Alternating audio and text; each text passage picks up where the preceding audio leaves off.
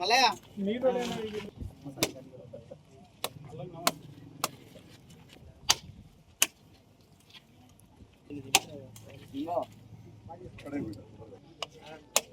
మీ అందరి కోసం తెప్పించింది కదా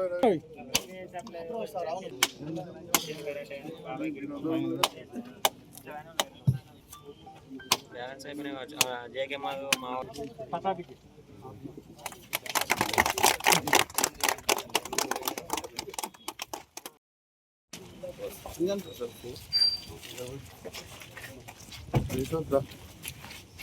ఇస్తావా? నమస్తే.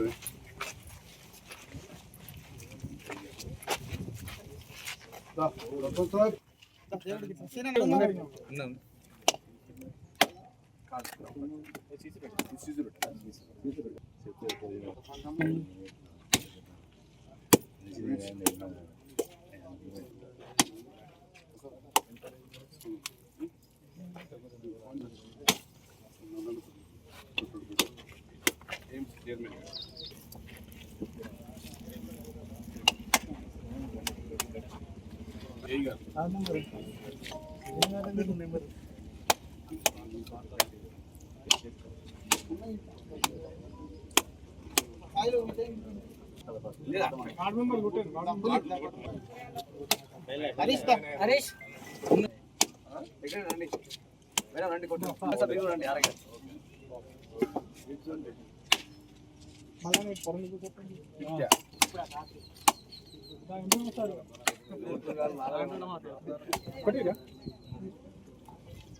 రమేష్ అరే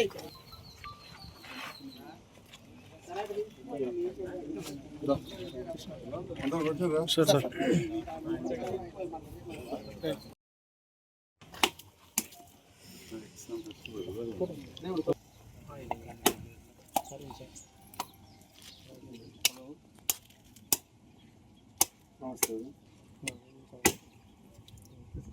కాలేజ్ ఎక్కడున్నావు ఇప్పుడు?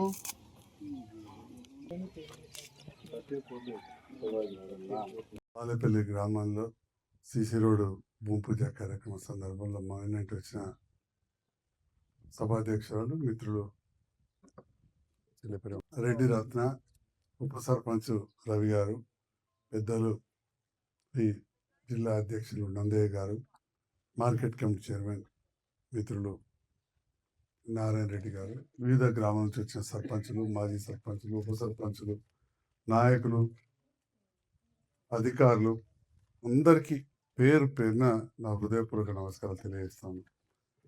ఈరోజు ఇక్కడ బాలేపల్లి గ్రామంలో రోడ్డు పనికి వచ్చినప్పుడు మా సోదరుడు ఉప సర్పంచ్ రవి గారు చాలా సమస్యలు ఉన్నాయి తీర్చాలన్నారు.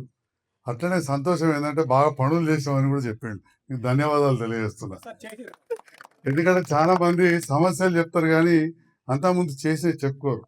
వాస్తవానికి ఇవన్నీ కూడా చేసినాం, ఇంకా కూడా చేయాల్సినవి ఉన్నాయి. నువ్వు అన్నమాట వాస్తవం. ఇప్పుడే నందన నేను ఇద్దరం కార్లు వస్తుంటే ఇక్కడ హనుమాన్పేట కాడికలు పెడితే లైన్గా సీసీ రోడే, ఎక్కడ కూడా మట్టి రోడ్ అంటకుండా వీడి దానికి వచ్చినాం. మరి ఇవన్నీ కూడా మనం ఒకటొకటి చేసుకుంటూ వస్తాను. ఈ ప్రాంతంలో మరి ఇందిరమ్మ రాజ్యం ప్రజాపాలన రేవంత్ రెడ్డి గారి నేతృత్వంలోని ప్రభుత్వంలో ఇందిరమ్మ ఇల్లు చాలా గొప్పగా వచ్చినాయి. మీరే ఇప్పుడే చెప్పిన దాదాపు 43 అని, మళ్ళీ ఇంకొక 25 ఇళ్ళు కావాలన్నారు.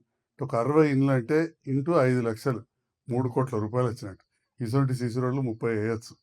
తమ్ముడు అడిగిన ఇన్ని కోరికలు ఒక 10 ఇళ్ళు పక్కకు పెడితే ఇవ్వచ్చు. ఈ శ్మశాన వాటికి లైట్లు వాడు సీసీ రోడ్డు.